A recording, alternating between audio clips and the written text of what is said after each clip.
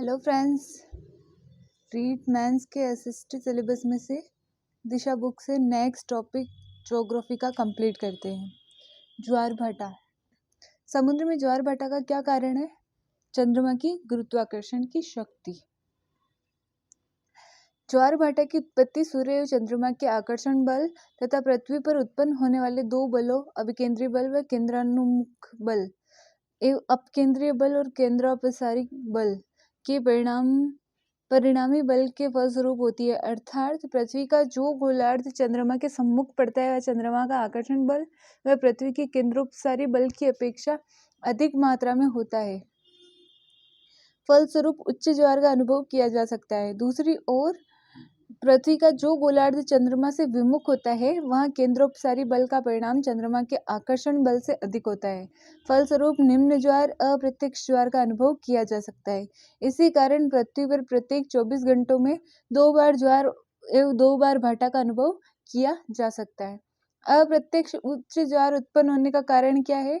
पृथ्वी का अपकेंद्रीय बल। निम्न में से किनके कारण सागरों एवं महासागरों में ज्वार भाटा आता है? तो सूर्य के गुरुत्वाकर्षण बल के कारण हाँ, चंद्रमा के गुरुत्वाकर्षण बल के कारण हाँ, और पृथ्वी के अपकेंद्रीय बल के कारण। तो इन तीनों के कारण सागरों और महासागरों में ज्वार भाटा आता है।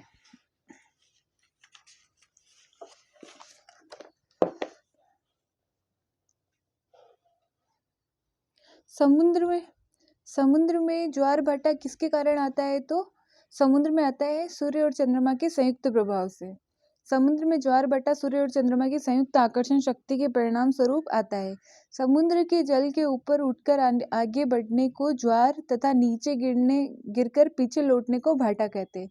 चंद्रमा का ज्वार उत्पादक बल सूर्य की अपेक्षा दोगुना होता है। पृथ्वी पर प्रत्येक स्थान पर प्रतिदिन 12 घंटे व 26 मिनट के बाद ज्वार तथा ज्वार के 6 घंटे 13 मिनट बाद भाटा आता है। चंद्रमा की कलाओं की कौन सी दशा में लघु ज्वार आता है? तो प्रथम और तृतीय चतुर्थांश में लघु ज्वार आता है। लघु ज्वार ये पृथ्वी है, ये चंद्रमा जो घूर्णन कर रहा है, तो ये अष्टमी और अष्टमी के दिन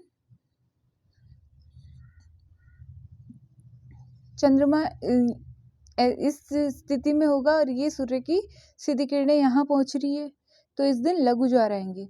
ये ज्वार साधारण ज्वार की अपेक्षा 20% कम ऊंचे होते हैं।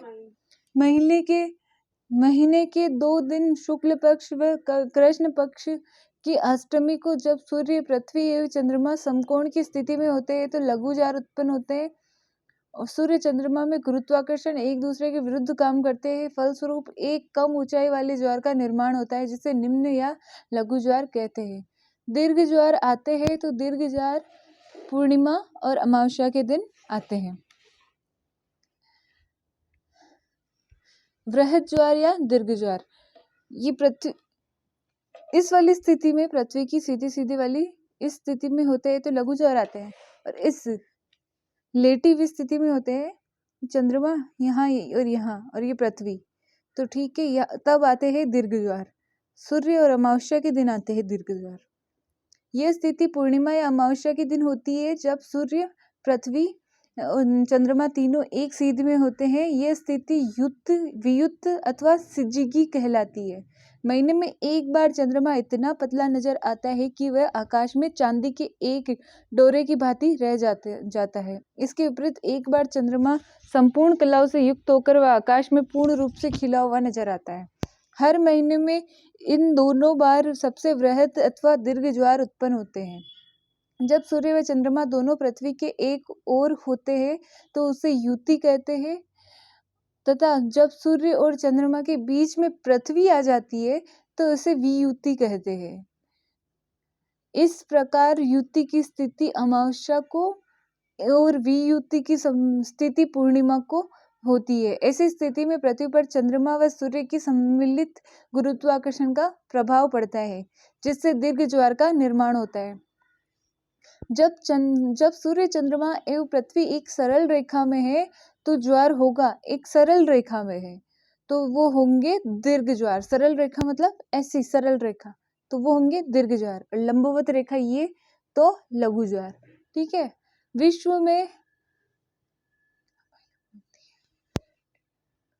विश्व में ज्वार भाटे की सबसे अधिक ऊंचाई अंकित की गई है, तो ज्वार भाटे की सबसे अधिक ऊंचाई फंडी की खाड़ी में है।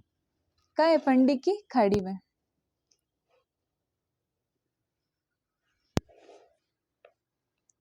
व्याख्या। विश्व की सबसे ऊंचा ज्वार अर्थात ज्वार परिसर फंडी की खाड़ी में आता है। ये उत्तरी अमेरिका के पूर्वी तट पर कनाडा के नोवास्कोशिया व न्यू ब्रुन्सविक पूर्वी प्रांत एवं यूएसए के मेन राज्य में स्थित है। ज्वारीय उपहार की ऊंचाई 15 से 16 मीटर के बीच होती है, क्योंकि वहां पर 2 उच्च ज्वार और 2 निम्न ज्वार प्रतिदिन आते हैं। लगभग 24 घंटे का समय आता है, एक ज्वार 6 घंटे के भीतर जरूर आता है। अनुमानित ज्वारीय उभार 1 घंटे में लगभग 2.4 मीटर ऊपर उठता है। इसका मतलब ये हुआ कि ज्वार प्रति मिनट 4 सेंटीमीटर ज्यादा ऊपर की ओर उठता है। सूर्य की अपेक्षा चंद्रमा का ज्वार भाटा उत्पन्न करने का बल लगभग है 2.17 गुना। चंद्रमा अन्य तारों की अपेक्षा पृथ्वी के ज्यादा नजदीक है, अतः वह पृथ्वी के गुरुत्वाकर्षण बल को ज्यादा प्रभावित करता है। इसी से महासागरों की ऊंची जल तरंगें उत्पन्न होती है। चंद्रमा की ज्वारोत्पादक क्षमता सूर्य की तुलना में 2.17 गुना अधिक होती है। यदि चंद्रमा की घूर्णन गति 2 गुनी हो जाए तो किसी स्थान पर अगला ज्वार जितने मिनट विलंब से आएगा वह है 26 मिनट देरी से आता है। ठीक है। अगर चंद्रमा की घूर्णन गति दुगनी हो जाए तो ज्वार 26 मिनट देरी से आएगा। प्रत्येक स्थान पर ज्वार 12 घंटे 26 मिनट के अंतराल के बाद आता है। पृथ्वी अपनी धुरी पर 24 घंटे में एक चक्कर पूरा कर लेती है। इस प्रकार प्रत्येक स्थान पर 12 घंटे बाद ज्वार उत्पन्न होना चाहिए, लेकिन ऐसा नहीं होता है। इस अंतर का ये कारण है कि पृथ्वी का एक परिभ्रमण पूर्ण होने पर चंद्रमा भी अपने पथ पर आगे बढ़ जाता है। चंद्रमा 28 दिन में पृथ्वी की परिक्रमा पूर्ण करता है।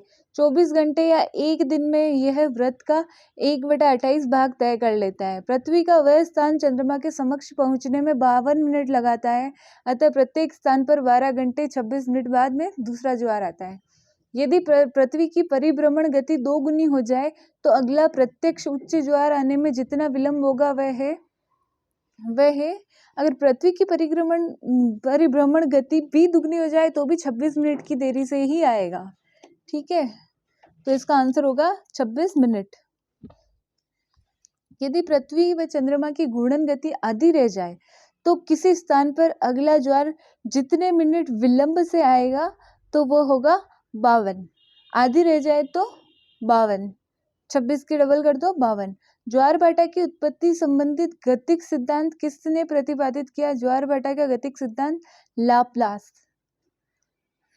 जैसे ऐसे कि ज्वार भाटा आ रहा है, उसमें बहुत सारी लाशें गिर रही है, ऐसे याद रख लो, लाप्लास। ज्वार भाटा की उत्पत्ति के संबंध में गतिक सिद्धांत का प्रतिपादन लाप्लास। समसंतुलन सिद्धांत का प्रतिपादन सर आइजन न्यूटन। संतुलन किसका? आइजन न्यूटन का। अपनी नई नई आंखों का समसंतुलन। गतिशील तरंग लहर सिद्धांत का प्रतिपादन विलियम हेवल। व्हेल मछली होती है वो हमेशा गतिशील होती है, तो गतिशील तरंग का विलियम हेवल। तथा स्थिर तरंग सिद्धांत का प्रतिपादन हैरिस। अपने हेयर जो होते हैं वो हमेशा स्थिर रहते हैं, ऐसे हेयर स्थिर रहते हैं। और प्रगतिशील तरंग व्हेल मछली हमेशा प्रगतिशील तरंग की जैसे प्रगति करती रहती है। आइजन न्यूटन में समसंतुलन और लाप्लास का गतिक सिद्धांत। ज्वार भाटा के संबंध में गतिक सिद्धांत। गति किसकी? लाप्लास से गति कर रही है। ठीक है। ज्वार भाटा के संबंध में कथन और कारण है। लघु ज्वार भाटा के समय उच्च ज्वार सामान्य से निम्नतर तथा निम्न ज्वार सामान्य से उच्चतर होगा, तो ये कथन सही है। लघु ज्वार भाटा वृहद ज्वार भाटा के विपरीत पूर्ण चंद्र के स्थान पर नव चंद्र के समय होता है, तो ये गलत है। वो तो सेकंड या थर्ड दिन या अष्टमी वाले दिन होता है। लघु ज्वार भाटों के समय उच्च ज्वार सामान्य से 20% निम्नतर तथा निम्न ज्वार भाटा सामान्य से उच्चतर होता है। लघु ज्वार भाटा वृहद ज्वार भाटा के विपरीत पूर्ण चंद्र व नवचंद्र को नहीं बल्कि सप्तमी अष्टमी को आता है। अतः कथन सही है परंतु कारण गलत है। Thank you friends.